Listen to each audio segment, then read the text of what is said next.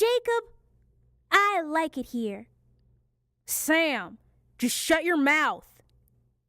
He glared at me, his eyes begging me to be quiet. I shook my head and hardly blinked.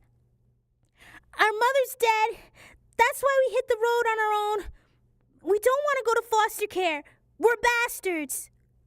Laura flinched. If we have family, they've never shown their faces. My brother's name is Jacob Henry Haggard. He's almost 16. I paused. He's from West Virginia, too. Jacob shook his head, and his hand clenched and unclenched. He could hit me if he wanted, but I'd still talk. What about the scar, Sam? Laura asked. Jacob turned away, refusing to look at me. He leaned against the kitchen counter and hung his head. I don't know what you mean, I said. The initials, Sam. Laura persisted. Someone did that to you. Was it your mother? Someone else? I don't know. Someone carved their initials into your body. They took a knife and cut you, Sam. They're fresh. A couple months old, maybe. She looked at Boone, and then to me, pleading. Honey, who did that to you? Who hurt you? My chest tightened. I didn't know what she was talking about. Did it have anything to do with your nightmare last night? I stared at her. I don't know.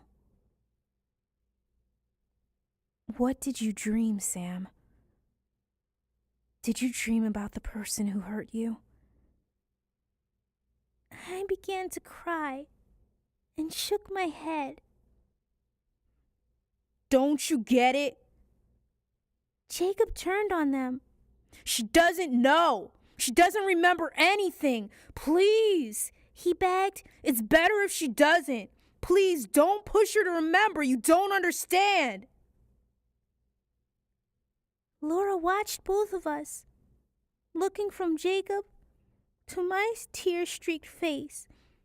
She nodded, then set her gaze on him. You know, don't you, Jacob? You know exactly what happened. I looked at my brother and waited for his answer. What did he know that I didn't? We can't help you unless you tell us, son. Boone said. Jacob dropped his head back and stared up at the ceiling. You can't help us. Let us try. My brother began to cry too. You'll hate me. You'll hate her. Laura stood and pulled him into her arms. That will never happen. It will, he said. I promise you it will. Boone wrapped his arms around the both of them. It'll never get any better. Not if you continue to carry this burden alone. It will always be there, threatening to come out. You have to trust us, Jacob. Let us help you.